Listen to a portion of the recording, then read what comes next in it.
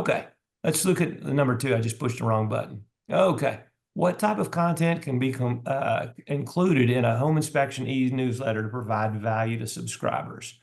Okay, remember when we started off earlier, we started off talking about the three types, the three types of clients or avatars that we had. We had first-time home buyers, we had move-up buyers, and we had buyers that were I'm gonna call them, serial buyers, or people that bought quite a few homes.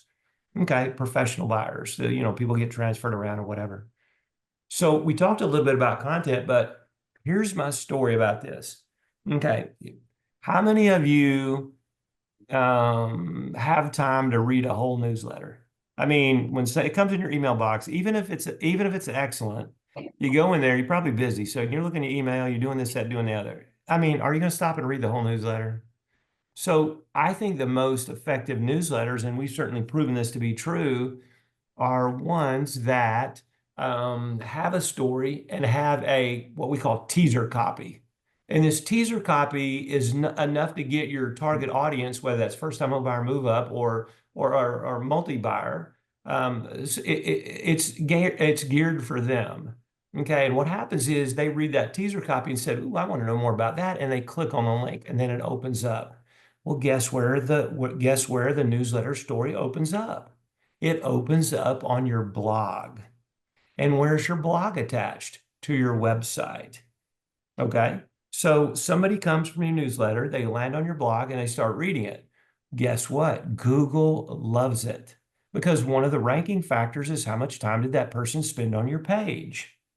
Okay, so that's great. And what if they're interested in that and they see, because your blog is on your website, they see something other on your website and they go there? You get even more Google love because what happens is not only is a ranking factor time on page, but a ranking factor is also where else did they go? How many other pages did they look at while they were on there? Because Google does this. See, Google works for the searcher. Okay, you can argue that, but let me tell you, their business model, they don't care about you as a business in so much, but they care about the searcher. So if somebody types in Home Inspector Atlanta, and what happens is the search results come up. Okay, and if people click on a website and then immediately click back off, I call that back browsing. If they click back off immediately, Google said, "Ooh, that content wasn't of interest based on what they searched for." So if that happens 4 or 5 times, then what happens, Google will no longer show that page when somebody types in that keyword phrase. So here you get a lot of love on pages that Google will then show into the search engines when people type in those keyword phrases. Okay, so this is a complicated thing, but it's really super easy. All you have to know is the more time they spend on your page and the more places they go on your website, the better Google loves you. Okay, you guys all know that we need to be in the top of the Google search engine rankings to be able to get more business. We kind of have this nerdy internet joke, and the joke goes like this. Do you know where you bury dead bodies on the internet? Page two, because nobody goes there, right? I mean, do you guys go to page two? Have you ever gone to page two? Okay, maybe you did in the No, beginning to see what was on page two. Maybe you thought there was a body there. I don't know. But if you're not on page one, forget about it. Now, I that's went what you guys say, I isn't went it, to page John? Forget about 17 it. back when I built my first website.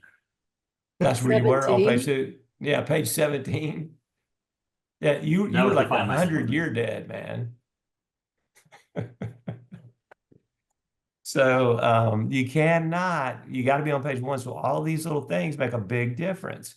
So when they come to your blog post, okay, so they find a story on your e-newsletter they're interested in based on the teaser written, they go right to your blog. So then is where you can really showcase videos and you can showcase memes if you want to. You can showcase infographics, whatever you happen to have there. But the more interesting it is, the longer they spend on the page and the more deal you get. Now, on that blog page, when you get there, can you make offers on your blog? I mean, if you're not, shame on us. We certainly do on ours. So when you're on the blog, you can make offers of all different types. That's a big thing. So what kind of content would they be interested in? Would be content based on, are they a first-time home buyer, move-up buyer, or seasoned buyer? Okay, so the content that they're interested in, the story types they're interested in, but once you get them there, you should have good content on their YouTube videos, that kind of thing. So if you've got a seasoned buyer and you got a blog, a newsletter post that they're really interested in, okay, I would have a video on there that proved expertise. I mean, if you've got a video on there, when you walk in the foyer, there's a big wet spot on the ceiling, and you do a video of that. How impressive is that? It's not impressive at all. You know, a real estate agent could see that. You know what I'm saying? But when you find a sub pump in a basement where the vent line is terminated and a furnace flue, okay, now you got a video. Okay, because people really ain't seeing that explosive situation very often. Or if you're doing new construction, because new construction buyers are really, really cool because when we own the Southern Home Inspection Services all those years, we do new construction videos. And the contractors will be on our YouTube channel arguing with each other. No, it's the plumber's fault. No, it's the electrician's fault. You know, and they'd be going off on all these things. But some of those videos have 50 and 60,000 views. Okay, so new construction buyers is another avatar that you could appeal to. So the content that you can provide on your blog is really dependent on the story and which avatar or which persona that you're trying to reach with that particular. But if you don't segment your content, here's what happens is there's one size fit all. I mean, I used to be an extra large shirt wearer. And through no fault of my own, I wear a large now. Okay. So one size does not fit all. Okay. So that doesn't work for content either. You know, so you have to really say, who is my target audience? What would they be interested in? And how can I get them hooked? And a newsletter allows you to do that, especially when it goes to your blog. So when it goes to your blog, then what happens? Could you take that information and put it on a video? Sure, you could. Could you take that and use bits of it for social media tweets? Sure, you could. Okay. Yeah, and we've talked So, about that strategy in the past where they all kind of come together and create this whole marketing campaign, right? Or marketing plan. mhm. Everything in our firm starts with a blog post. We see what home inspectors are interested in by looking at the aggregators. Not only that, we've been in the industry 25 years, so we know that. So we look at what they're interested in. We say we're going to write a blog post about it. Okay. And then from that, we make a newsletter post. And from that, we make a video. And from that, we make a social media post. And the list goes on and on. But everything in our firm starts with a blog post of interest to our target audience. So, how about any comments or questions on this? I mean, we kind of got a little technical. I tried to reel myself back in because I'm kind of a nerd at heart on the internet. I'll get off onto that SEO thing in a heartbeat. Anything? That whole thing you just discussed, it assumes that the newsletter would link to the blog to specific articles in the blog, and then then the blog would have the links to the vendors and other things all on your website. So that's a whole big grouping of interlocking pieces that has to be coordinated regularly. Well, it's really easy, John. What happens is the first thing think about is this. You start with a blog post. So everything begins with a blog post. And let's say this, I know that you have a lot of high-end buyers were in your market. So let's think about them, or let's think about something simpler. I know that you've done some water testing in the past. Okay, so let's just think about somebody that's interested in water testing. What would they want to know? Okay, so then we write a blog post about that. And then from that, we take some teaser copy and use it as a newsletter topic. Okay, so just a little paragraph that would really, you know, get them hooked. Think about going fishing. It depends on what bait you use is what you catch, right? Okay, so think about consumers and bait we use. If you want to get somebody that knows that wants to learn about about water quality or have water issues, why wouldn't we throw a paragraph out there that entice them? So then they're reading that and said, you know what, I really want to find out a little more about what John's got going on here. So they click on it. Where do they come? To your blog post. But your blog post was already ready before your newsletter piece even got published because the idea from the newsletter came from the blog post.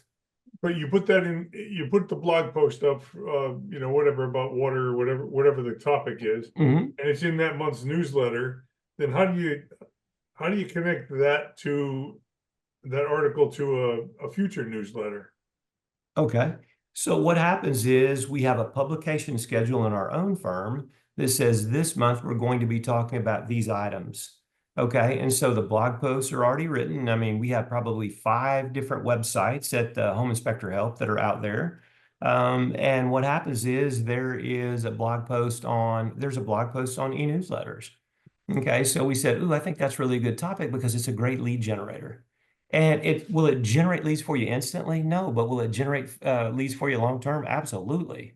So what happens is we had that blog post already written. We grab some teaser copy and we put it in the newsletter. And what happens is there is a link right in the newsletter to read more or learn more or get more information about the topic in the newsletter. They click on that button, they come right to your blog, right? And your blog is attached to your website. So now they're on your website, just the Yeah. blog portion of it. So in what happens is you can do 2 things. Let's say you have a cool video about the water thing. Okay. Or you've interviewed someone about the water issue. Okay. So you've got a YouTube video. You can do one of 2 things. You can embed that video on your blog post, which you'd already done before you wrote the newsletter piece, teaser copy, or you can just have a link in your blog post and direct somebody to YouTube. I would personally rather have the video embedded into my blog post. It's still a YouTube video, but it's one less click the customer has to take to get the information you want them to have. So Sure. that's how we do it. We have to start with a publication schedule, write the blog post. From the blog post, we take teaser copy to put in the newsletter. And then the blog post is already completed with infographics, memes, regular graphics, videos, whatever we want to have in there. So it's really super easy once you get it set up. You have a publication schedule too. For instance, one of the things it's easy to do is have a theme for the month. So when you're looking at your publication schedule, maybe the theme for the month, let's say in December is radon. Because why? January is Radon Awareness Month. So if you're in an area that has radon, I think we should be publishing stuff in December about January, right? And making offers about whatever you want to do with radon in January. But if we start in January and make the offers in January, kind of late. Yeah. It's like Black Friday. You know, what happens is if you're doing Black Friday offers, you're doing them now, you know, you've got all that stuff ready already. And that comes from a publication schedule. And think about this, John. It's a little calendar you put in, man. Just like you can do it on Google Docs. You know, it doesn't have to be anything super fancy. Now we have lots of blogs and lots of content we produce and a creative department and all that. They do all that, but you don't have to be that snazzy. You know what I'm saying? You know, it's just like here, we're going to do this month and this month. Um, so, so John, I can't remember now, and I know I know everything about you, but you doing indoor air quality as well? No. Okay, okay, I couldn't remember whether you did or didn't. So let's say you're doing indoor air quality. Okay, so that's 1 month, and let's say you're doing radon testing. That's 1 month, and maybe you're doing water quality treatment, whatever. That's 1 month. Well, whatever you're doing, you know, you have a month for that. So you get a theme going that month, and it's easy then to do it because you don't have to think about what I'm doing. 3 months before you need to have it, it's ready. Yeah. So that's way publication schedule is the only way to manage it. Yeah. The newsletter has been probably the only thing that's been consistent with my marketing forever, and it's only because I don't do it.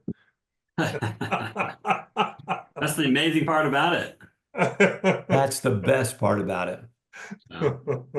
You don't have to do it. And I still, you know what, even from the old days when we had the newsletter before you guys took it over, you know, that's the only thing that you get clients from 10, 12 years ago calling back and saying, yeah, I still get that newsletter. It's got some great information in it. And I love it.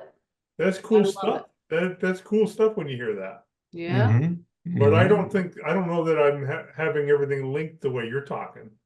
Well, he's talking about something a little more than what is actually going on with the premium newsletter. But some of that stuff we are doing for you. You Yeah. know, we're putting your special in there and Yeah. just kind of like what And I'm sure it's linking to a blog post, and then the blog post has got set up for all the stuff inside, right? actually it's linking to his promotions page. I think it's Okay. probably linking to Brandon's promotions page. We'll just look at that, Beth, tomorrow. It's not- Yeah. Yeah, that's where Brandon got all those clicks. Yeah. Came from John's clients. Yeah, you get So- these people in Connecticut calling you for a radon test. Yeah. We have a slight travel charge.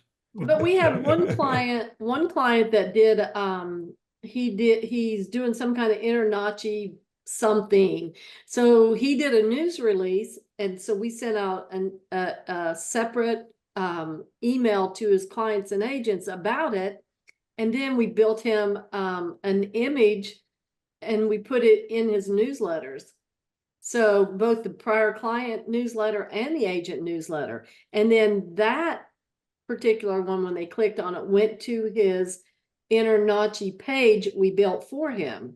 So that's kind of what Brandon's are doing, but there's all kinds of things, you know, that can be done. Those are above and beyond the normal kind of premium newsletter stuff we do. Like with him, he did a page, he did an image, he did not a news release, but something very similar. So that was a little above and beyond the newsletter, but it worked So- for him. Yeah. So the newsletter does continue to add value. And B, I can hear you both through my headset. And are your doors closed in your office? Because I can hear both ways. Okay. I'm not hearing any echoing or anything on this end. Good. I'm just hearing it in my ears. Ooh, there's something ringing in your ears. Okay, so so the content that we include really it's always going to be video or graphics or you know, surveys or all those kinds of things we can put in there. It just really depends on which target buyer we're after. So that works out really well.